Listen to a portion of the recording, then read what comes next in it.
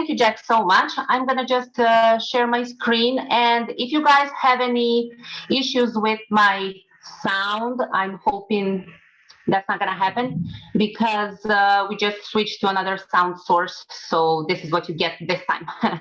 So let's see how that works. Okay.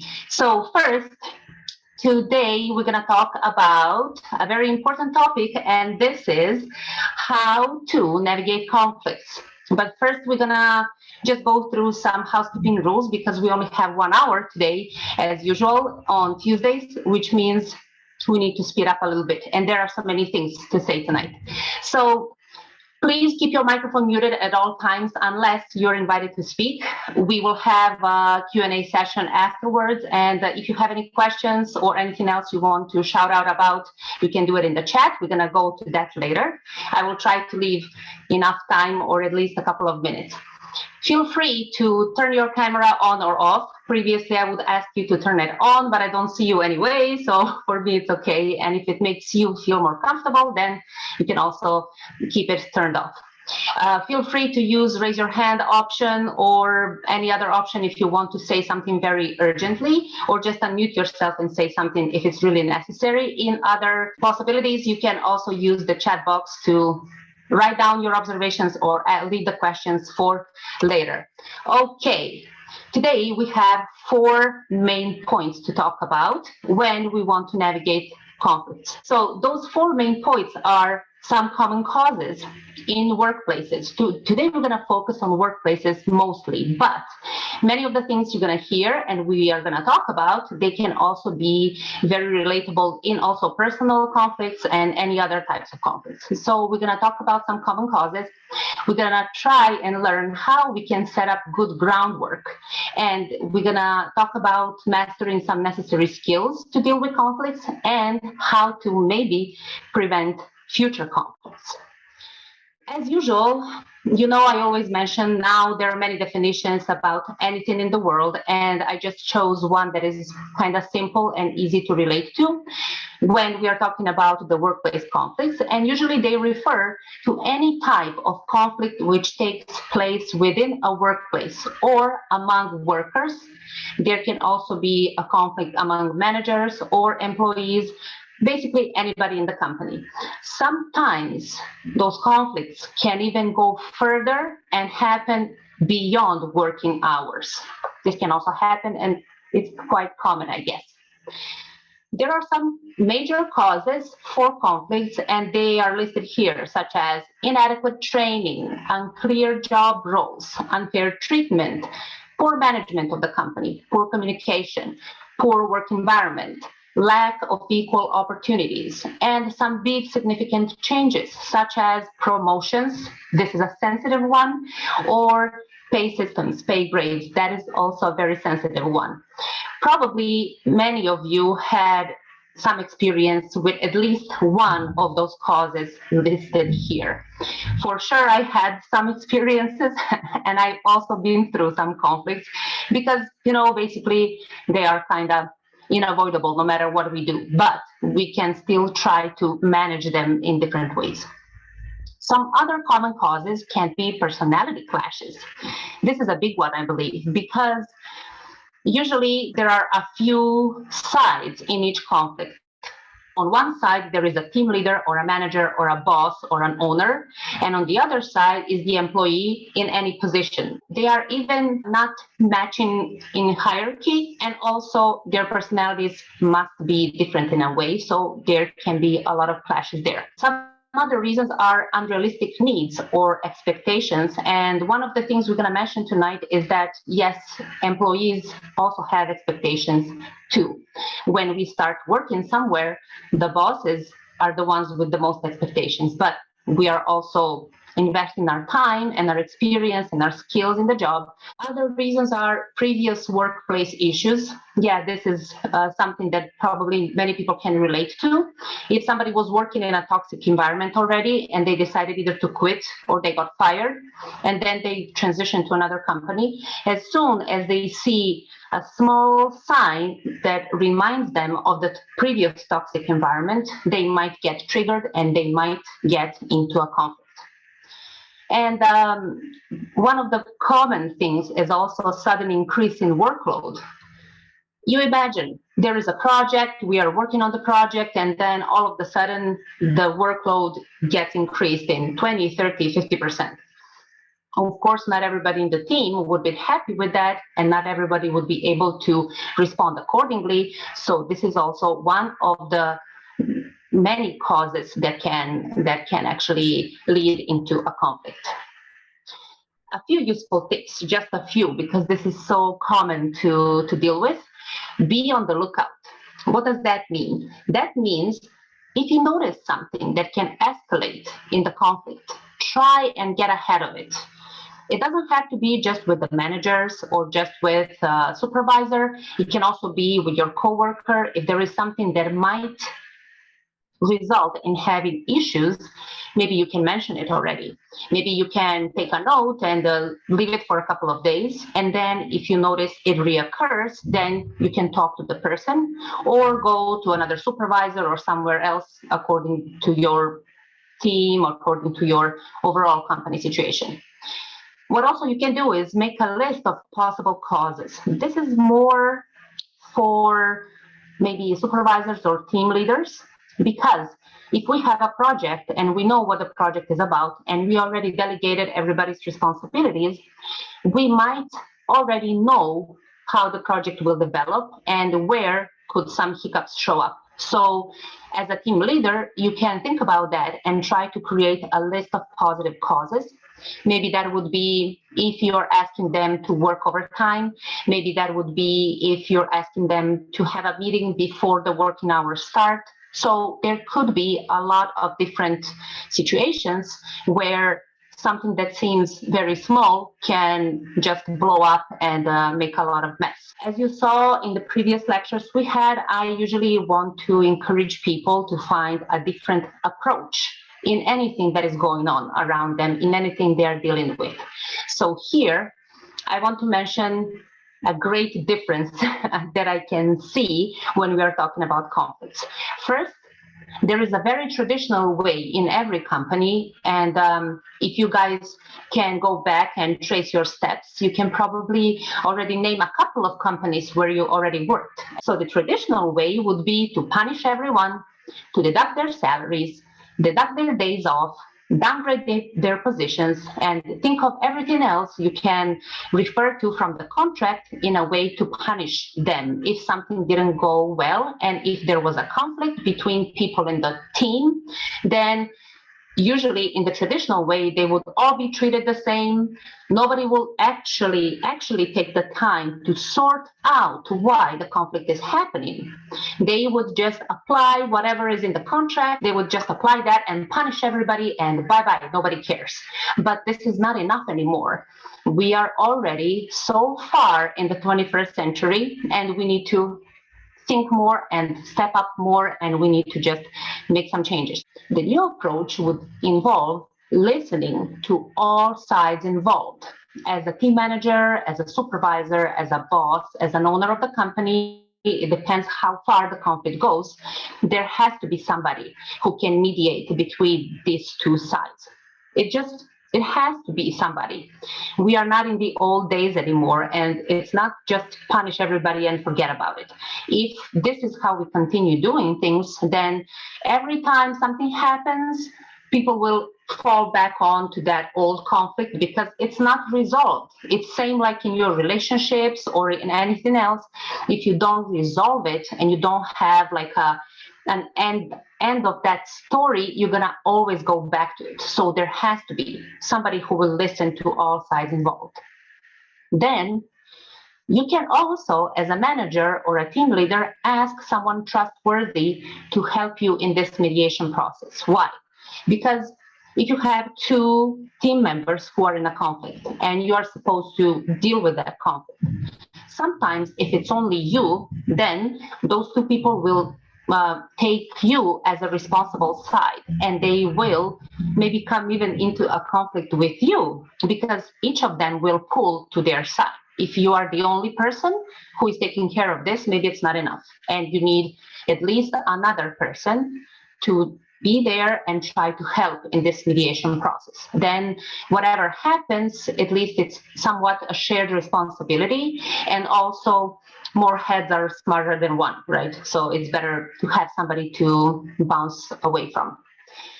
Let's also mention learn from the situation. What we don't want is to have a conflict at all, but it happens, so we already had it. Then we don't want to just punish everybody and forget about it. We want to deal with it. And then after we finished dealing with the conflict, we want to learn from that situation. So if there is a time when similar situation happens, you will already have step-by-step solution, maybe possible solution already prepared. You would probably need to adjust some things according to the new situation, but if you learned from the previous, half the job is done already. This is important because conflicts can also be great learning opportunities. Yes, they are intense, they are difficult to manage. There is something positive to get out of them at the end. Whatever you learned out of the conflict, you can share that knowledge with other employees. If you don't want to really get everybody involved, because sometimes it's a huge company, sometimes you have 7,000 employees. Maybe it's really not feasible to try and do that and have a training about the previous conflict and put 7,000 people in a room to listen to you. But maybe at least some people, for sure those who were involved, and maybe some others who are important positions and they could use this knowledge, they should be able to access the knowledge you gained after there was a conflict in the company or about a project. Setting up good groundwork. Why we want to do that? Because if we already set up good groundwork, that would mean that maybe we are on the good track to lower the possibilities of having conflicts in the company at all. What can we do with that? We are supposed to know our expertise. If we have a company and we want to present a project, services, whatever we want to work on, we should know our expertise. If you are the owner of the company or you are the team manager or a manager at all, you should be aware what your employees can do. You should also be aware what you, as a person in charge, can offer to your employees and to the other members of the team and the whole company. I think there is almost nothing worse than the owner or the boss or the team leader, whatever you want to call the person in charge, who doesn't know what the company is about and what are the core values, what are the biggest strengths, but also the biggest weaknesses. If you are in a position to be a boss, be an owner, you are supposed to work on that kind of a knowledge. You need to know what you're offering to your clients and who in your company can deliver results. If you are the kind of a boss that doesn't know anything about their business, there are many companies where people had enough money to invest and open the companies, but they actually don't know the business. Then you need to set up a system that is going to work in the company's favor. And then you need to have a person who knows what the company is about, how to manage the company, and you can just enjoy as a CEO and, wait for the time where the money is coming, and that's it. But if you don't have enough knowledge about your own company and you are not an expert in the things that you are trying to do, then can you actually be the one who can solve the conflicts, or you're going to become a person to create them? So this is why knowing your expertise is very important. If leaders don't know that, they just expect from the employees to do everything, and they don't even define what that everything is. The next one is create predictable and clear expectations. They kind of connect to each other, because if you're going through a process of hiring, people need to know what they are signing up for. If they have the correct skills and they have the correct knowledge, they start working in the company, and then after 5 days, there is an unpredictable situation. And when they want to refer to a contract or something, it gets even more messy. This is not supposed to happen often, at least not often. So we want to be able to create predictable and clear expectations so the employees can be fully equipped and fully aware of what is expected of them. If you have a job and your job is to do 5 things, but then in a week you find out your boss expects you to do 5 more things, this is something you didn't know at the beginning. Maybe you wouldn't accept the job. Giving your future employees and your job candidates clear set of expectations and they know what is expected from them, this takes away a lot of possible conflicts in the future. This is one of my favorites, establish trust. Why I like that so much? Because me personally, I'm a person who is dedicated, and if I start working somewhere, in short amount of time, I feel like this is my second home. And I feel like that company is really a part of my, I don't want to say a part of my family, but it's like a daily place where I go and I spend at least 8 hours of my day, right? So I want to be able to be seen, and I also want to be able to feel that I can go and talk to somebody if I need some help. This is where a person as a leader, as a boss, as an owner needs to be very stable, especially if you have a lot of employees or team members. You need to be the person to go to if anything feels wrong. What can feel wrong? Well, so many things can, right? There are parts of your day where you can notice something and maybe you are onto some information that can prevent a future conflict. You need to be able to go to somebody, to your supervisor, to your coworker, and say this. Because if we are able to do that and work on it as a team, we can for sure set up the good groundwork, which would help us prevent the conflicts and prevent any reactions to those conflicts. One of the important ones also is establishing company's culture. And here, I don't mean only casual Fridays or no tie Thursdays or something like that. Employees need to know some things in depth. First of all, they need to know their responsibilities. And second of all, they need to know if there are any other possibilities for them. If somebody has a certain job position, are they always expected to stay only in that job position?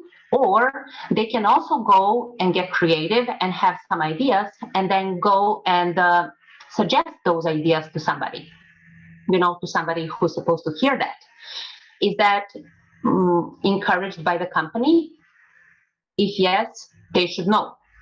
If not, they should also know. Are any suggestions welcome? Are new ideas welcome? Is it encouraged to be friends with your coworkers, or the management prefers people not to get too friendly? How about relationships? How about anything else? Establishing company's culture is not only getting cocktails each Friday. It's much more deeper than that. And if people can be allowed to be friendly, if they can be allowed to cooperate more efficiently and more freely, then they can also feel more attached to the company, and they can also feel more, not only responsibility, but also they would have a feeling that they want to protect the company's culture by cooperating as smoothly as possible, which again results in less conflicts.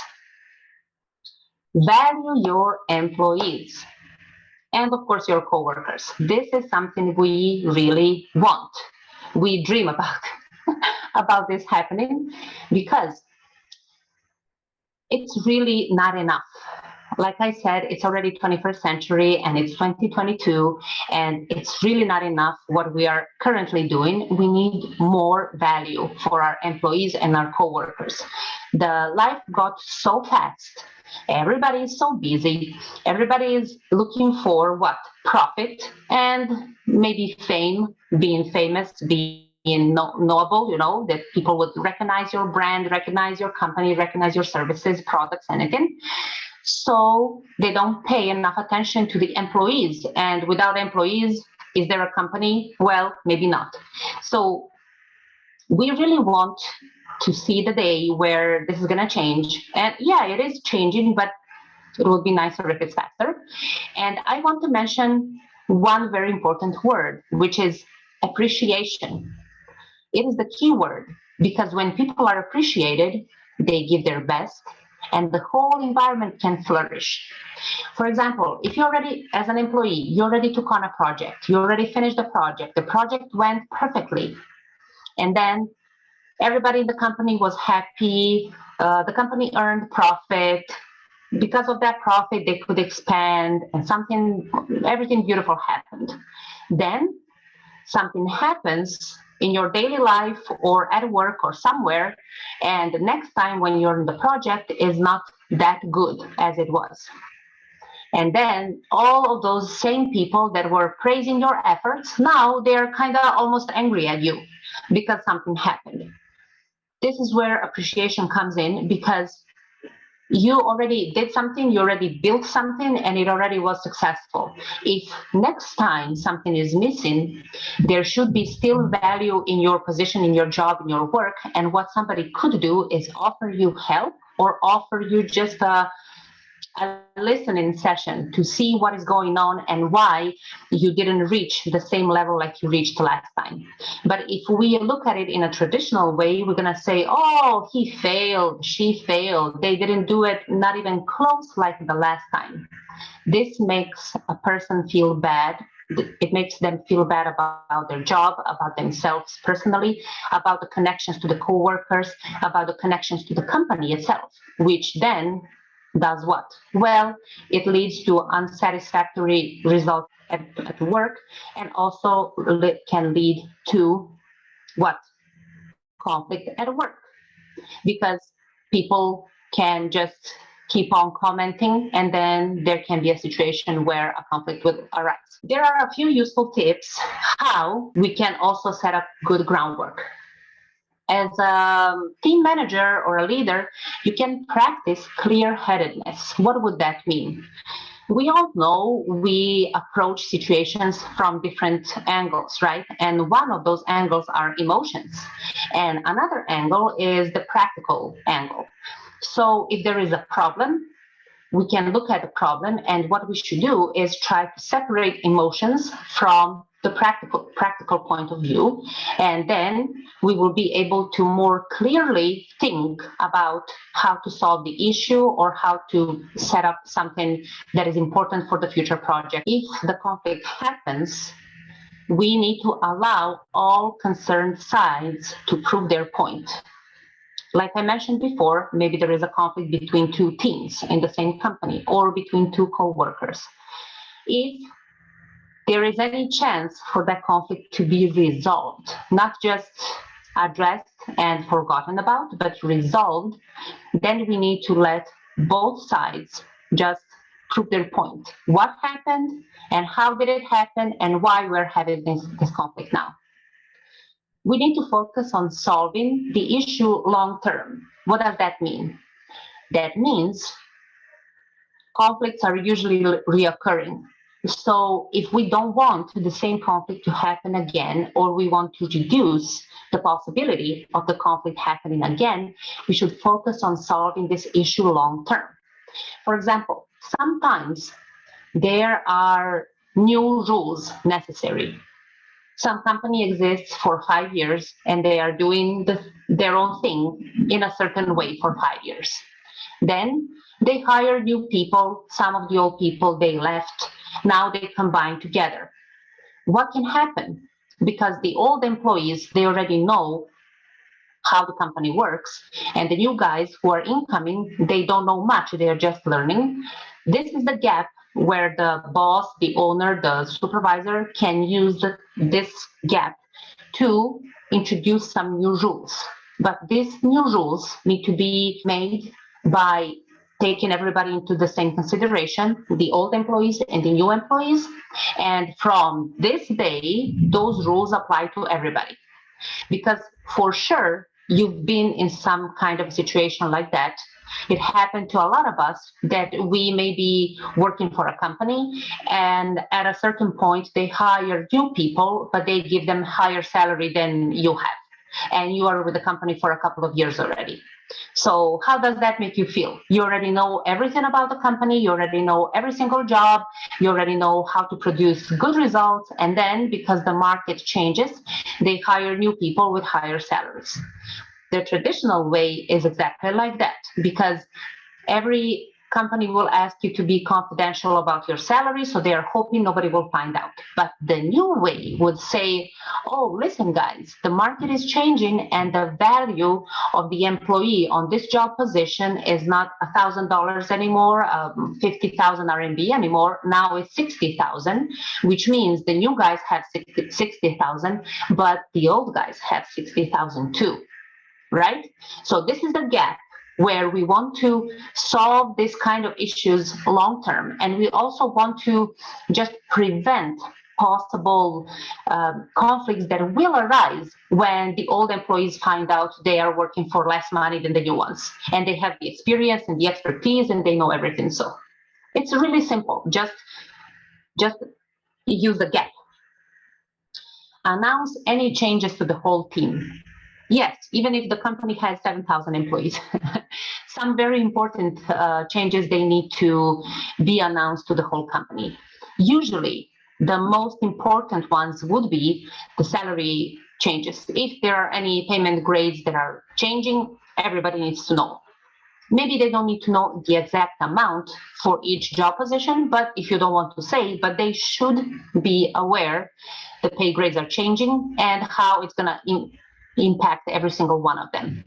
Some of the others might be promotion, because as the company grows and the employees get more and more experience, the promotion is also one of the interesting things to achieve, right?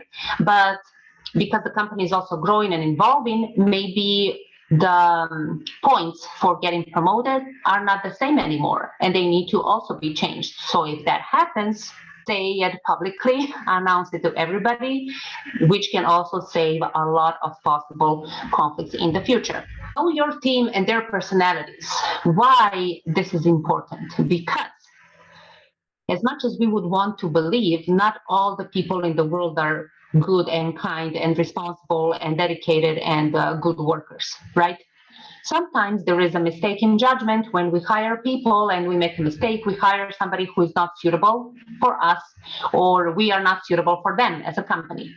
But this is where the team leader is the one who is supposed to get into that a little bit deeper and just get to know the employees and get to know their personalities, how they work, how responsible they are, how reliable they are, can they lean on them, can they sign them up for projects, what can they do with them. Two different personalities will see the conflict differently, and then maybe you as a team manager need to deal with this. So this is really important for you to know. As a team leader, as a boss, as a supervisor, as anybody on the top, be present in the company's surroundings, in the company's projects. You should know everything that is going on because it's your company. Okay, be present, but try not to be omnipresent. Omnipresent means you are all over the place and always watching everybody.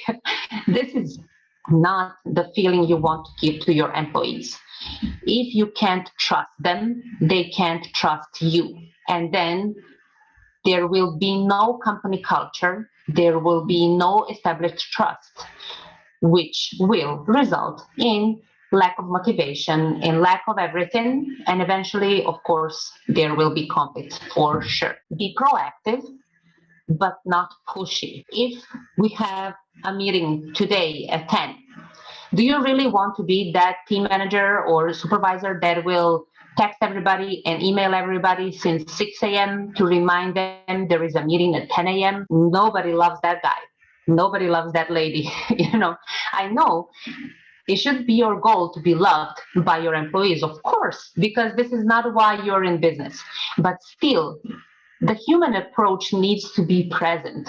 They are not kids, so that you need to remind them every 25 minutes or 10 minutes there is a meeting in 4 hours from there. If they forget, they don't show up, then you can deal with that accordingly later. But if the meeting is set up already, it's set up, and trust them, they will be there. Don't be pushy. Very, very important thing that is Maybe the one of the most important things I want you to remember from today's session is to listen. Listen to not only your coworkers or your team members, listen to yourself, listen to your friends, your family, your partners. We need to evolve in listening because we are so overwhelmed with everything that is going on in the world every single day. We don't have the time to listen. And this is something that can really, really help in minimizing conflicts, not just at work, but everywhere. When it says listen, don't judge, what does that mean? It means something happened to you and you want to tell me about it, but I'm giving you advices already and I'm telling you this is such a irresponsible thing you did, and I'm throwing all these words at you without you even finishing what you wanted to say. So try to make a box, separate box in your brain, which is going to be only for listening. So anytime when any team member, coworker, anybody comes to you and wants to talk to you about something, maybe they notice something that is important, let them speak it out. Then take the time to understand what they wanted to say. If you are not certain, you can ask a question or two to just clarify what they were talking about and what was their point. And then you can offer your opinion, offer your advice, offer your solution if they want it. Sometimes they just need to tell somebody there is something going on, they don't know how to deal with it, and that's it. But you can ask them if they would like some support, if they would like some advice, if they would like something else from your side. Mind your words. Can you imagine if there is a conflict anyway and everybody starts yelling because maybe the two sides are already yelling at each other and they come to the supervisor's office and then the supervisor starts yelling, and then what happens? It's just like a nuclear bomb in the company. If you need to be in the position to mediate between two sides, or you are on one side of the conflict, try to mind your words. And this is a learning process. We are all humans, and sometimes we can't control ourselves, which doesn't mean that afterwards we are not supposed to try and fix the situation. If we did say something we didn't want and we didn't mean, then we need to go back and say it. Just apologize and say how you feel about it and why you said it in the first place. But with practicing, we can all become better communicators, and we can all become just more aware of what we are letting out to the other side. Of course, leave room for errors. It's plain and simple. People who sell apples, they know that in each 10 kilos of apples, there's going to be 5 that are rotten, right? It's the same in any other business. Whatever business you are doing, you never know what is going to happen next. And instead of chasing the responsible person and wasting your time to figure out who did what and who is the responsible guy, you just need to calculate in advance that there should be and could be some errors and how they can affect your business. So if that happens, your employees and your team can and should already know that it's still okay unless it's something really catastrophic. But if they know it's still okay, they would be able to just make better decisions. They would be feeling more comfortable. Have understanding. Maybe you remember in the previous slides, we mentioned that there should be clear expectations and predictable situations and set up rules. Yes, there should, but we are humans. And sometimes something happens, not because we made it happen. Something just happens, like this lockdown. It happened even though we didn't have any impact on it. So it's not up to us, right? This is where we need to have understanding, because sometimes some situations are just not under our control. In that case, regardless of clear rules, we need to hear what is going on. Why a person who is working for us for 10 years and always has very good job performance, why something is going wrong, what is going on. Sometimes it's just life. It's something beyond our comprehension. And as a team leader, we should go in and we should try to listen, and we should try to offer our help and support if that is possible. Educate yourself and your team. There are plenty of resources, of course. Internet is here. Open your phone, open your laptop, open whatever. You can find so much information. You can organize workshops. You can hire a coach. You can hire any other company that can help with managing whatever you need to be done. You can also hire another partner company to help you with a big project. You can let your employees get together with the people from the other company, learn from each other so they can perform better in the future. Do not expect from your employees to pay by themselves out of their salary to get trained for the job they need to do in your company. If you need them to be trained, you're supposed to be the one to provide the training. Remember, employees have expectations from you too. That is so true. What is going on recently is that the personal brand is becoming more and more important. Now, people are not only thinking about that company and General Motors and this one and that one. They also have some kind of faith they can do it too. The personal identity became also very important, which means as a company, you will try to hire a new person for a job position, and there will be somebody who already has a lot of experience and a lot of not only experience and knowledge, but also a huge presence, a big presence. They will already have their own resources and their own career that is maybe already a few years longer than the average person to apply for that job position. And then when they come and they want to join your company, of course, this kind of person will have their expectations too. They will be more equal to the level of the company owner or company supervisor or somebody else, even if they are the average person to apply for the job. Of course, they have expectations because even if they are just at the beginning of their career, they still have to go through different procedures and different learning processes to arrive there. So when they arrive there in front of you, they want to just let you know they also have some expectations. And this is a great combination if you know how to work with it. Okay, let's master some necessary skills. Let's see what actually conflict management skills are. They can help with how conflicts affect the workplace, employees, and all the other people, leaders, bosses, everybody. Since conflicts are inevitable, these skills can provide different solutions in downgrading the number of possible conflicts and also transforming them into learning opportunities. Top 4 necessary skills I want to mention today. First one is active listening. Dig deeper, listen, and offer your support if the support is needed from the other side. Effective communication. Be open to communicate with your team. This is one of the most important things because if the team knows they can come to you, then half of the job is already done, right? Also, pay attention to the body language. Pay attention to nonverbal communication when you communicate with people. This is also the part where you are supposed to know your employees' personalities.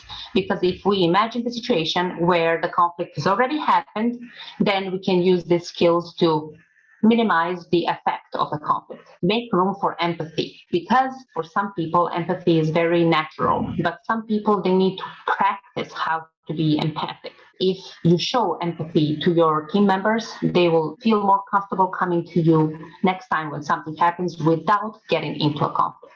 Encourage problem solving. This is the practical part. You remember I mentioned there is the emotional and practical part.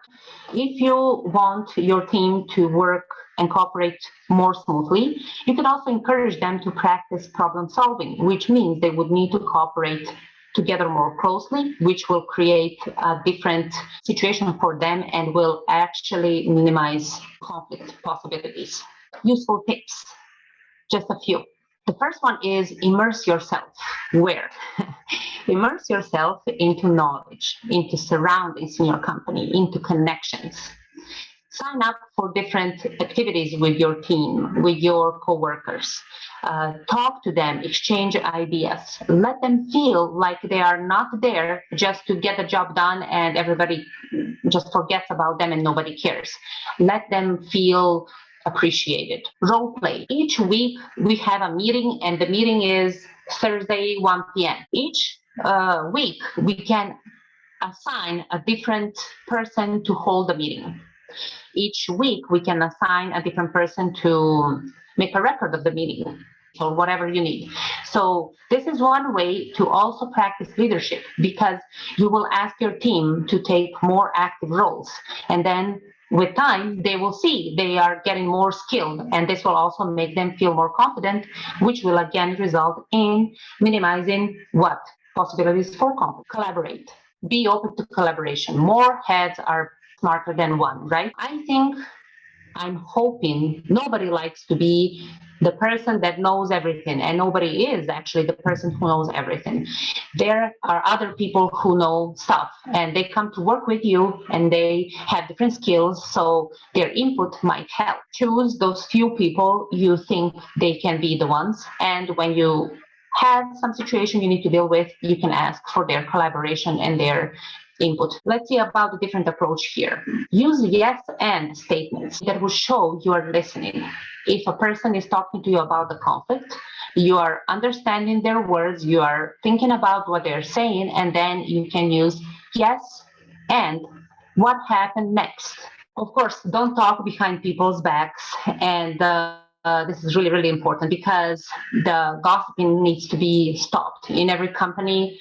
Of course, it can't be totally stopped, but people need to know it's not encouraged. So don't talk behind people's backs, especially if you are in a position of a leader. Don't take anything personally, because sometimes people will say, you are the one who gave me this job. You are the one who is making me nervous. But actually what they mean is the company is the one that is making me nervous. The rules in the company are the ones that are making me nervous. So don't take things personally and then try to defend yourself from those things, because they are actually not directed to you personally. They are usually directed to the company's culture or the situation or something other than you personally. Pay attention to nonverbal communication. Sometimes if you know your employees or your team members very well, you can see from their appearance if they are in the zone today or not. Sometimes you can see by their reactions if they are nervous, if something is going on, and you can lend a hand if it's necessary. Prioritize resolving the conflict over being right. Yes, this is very important. If as a team leader, your only goal is to be right about the situation, then you are in a wrong position. You are not supposed to do that. You need to be there to help and mediate, resolve the conflict in the long term, not just go there and say, my solution is like this and everybody needs to do it that way. This is not solving. This is just avoiding it, and it will come back again. Focus on the current conflict. Don't mention the old ones. So let's imagine we are the team leader and we have 2 employees in a conflict. If we let them focus on a previous conflict, or even worse, we as a manager, we say, oh, you guys remember the last time when you got into a conflict and then what happened, blah, blah, blah. No, this is something we are not supposed to do, because it's just not working. It's just getting people more confused. Some useful tips to prevent future conflicts. Listen first and talk second. You need to listen actively, and then you can talk or communicate with your employees afterwards. You need to have a clear picture. Encourage sharing of everything, sharing of knowledge, sharing of opportunities, sharing of ideas. Set clear expectations, like we said in the beginning, but please be aware these expectations might change, because the business is changing quickly. The situation is changing rapidly. See, we are in a lockdown, so every company had to reinvent themselves and go online. The clear expectations are something that should be there, but also they should be able to be adjustable. Encourage gossip and encourage friendships if this is something you can just accept. I personally believe this is smart, but it's not good to try and take advantage of it. Like if you know your team members are friends, then you can tell them, you can share the workload, and then you don't pay them overtime. This is not very nice, right? Don't criticize, complain, or blame. So when there is the conflict already ongoing, don't go into that position. It's really harmful to everybody involved. It's pretty clear. When conflict arises, welcome it with open arms.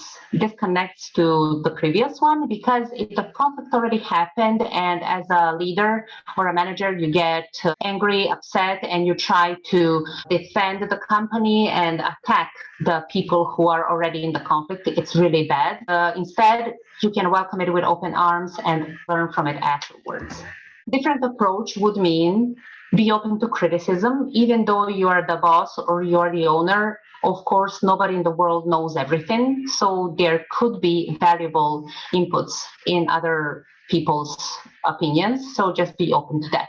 Show your human side and connect with your teams, connect with your managers, connect with your coworkers. I'm gonna play one video for you now. Workplace conflict can sometimes be difficult to avoid. It can arise in every job, no matter the field of work. Before you can resolve a conflict, you'll want to think about the conflict itself. Listen to your own thoughts and feelings, but also consider why the other person feels the way they do. You may not agree with them, but understanding their point of view can help you to communicate with them more effectively. After considering this, find a time to talk with the other person. It's best to do this in person. Words and feelings can often be misinterpreted over the phone or via text. Before meeting, make sure you're in control of your emotions. Going into it angry or upset will set you up for failure. In the meeting, the first thing you'll want to do is identify the issue and respectfully state your needs. You want to do this without placing any kind of blame on the other person so as not to make them angry.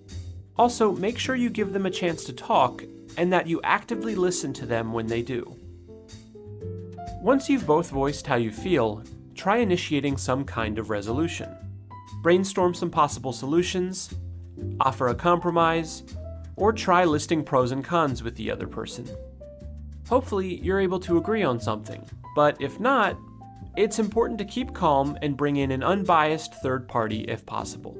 Someone like a supervisor may be able to help clarify and resolve the situation. Conflict can be stressful, but if you keep your emotions in check and approach things with an open mind, finding a solution can be that much easier. That video was actually like the summary of everything we talked about during the session. So if you guys have any questions, we have 3 minutes, but I think Jack can also let us stay a couple of minutes overtime if there is the need. If anybody has any questions, feel free to type in the chat box or unmute yourself. Hi, Rick. Do you have a question? Okay. See, nonverbal communication, I can understand what he means. Okay, waiting for your question. Let me see. What about postpone meeting if emotions are higher and higher? I would suggest trying to box up emotions anyways when you're at work. If we are talking about work meetings, which I guess we are, just try and detach your emotional response as much as you can, which doesn't mean you're not going to address it, of course, but don't let it pull you into a worse situation. Anything you can go through with clear head is much better, even if you have a lot of emotions connected to it. When you calm down, your emotions will also, of course, calm down, and you will be able to see clear picture. And sometimes it even happens. I was emotionally, very high, and then after I calmed down, I realized maybe the other side was right. They were correct. So I was able to admit to myself and to the other side, I got emotional, so this is not good, and then learn from it and continue. Rick, I think also understanding of cultural differences, yes, absolutely, can help avoid conflicts and even help resolve them. Yes, Rick, you are correct. That is very true, but also it's necessary to learn about cultural differences. This is important for us as foreigners because we came here from other countries, and not everybody is interested in learning the different culture. They just want to stay here for a year or two and then move on to another place. But if a person is able to learn and able to get involved into the community where they live at and learn more about culture, then that can be really good, which also doesn't mean that every time you need to step down, because you understand the cultures are different, and then you will step down once, twice, 10 times. But sometimes you do need to let your culture also, I don't want to say dominate, but just show the face, and then maybe the other side can also learn from your culture too. I have another question. What about managers who are oblivious to the conflicts? This is a difficult one because it depends. If they are oblivious on purpose and they don't want to deal with it, even if you go there and you tell them, listen, I have a conflict with somebody, can you help me? And they say, no, I don't care, bye-bye, leave my office. Or they just don't notice it. If they don't notice and you go to them and you have like a case, like you can just prove there is a conflict going on, they might be in a position to get involved and help you deal with it. But if they know about the conflict and they don't want to go into it, then this is a more difficult situation, and then you need to try and find the answer above that person. Hopefully there is somebody else you can go to, and if there is nobody else, then you don't have much choices left. You can either continue being in the conflict or find another job, all those not very nice solutions, but it is what it is. What about the idea of mining for conflict? So the people are provoked, yet learn to better deal with conflict. Open arm policy, as you mentioned.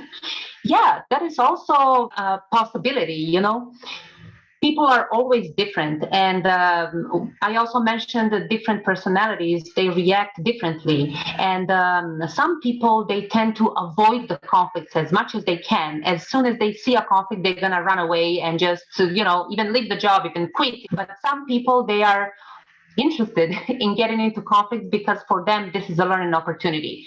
This is also I want to say okay in a way, unless you are doing that on purpose to undermine somebody and lead to them losing a job or doing something very bad, but if you just want to inspire others to learn from a situation, then I would say it can be okay. You just need to be careful with the mining, as it usually should be.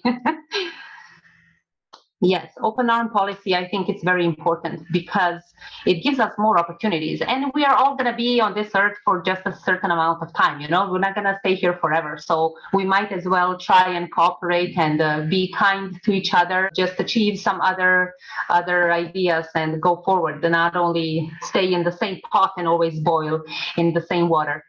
Okay, do we have more questions, or I can invite Jack? My pleasure, Rick. Thank you for joining. I hope it had some value for you. I hope also the video was as cute for you guys as it was for me. I think it's a summary of everything we talked about in a short minute. And this is what we like today. We like everything to be very short and fast. Jeff, you can take over. Okay, thanks very much. Very nice presentation, Let's take a picture. Beautiful people. People. Okay, the second one. Okay, so I'll do some up, okay?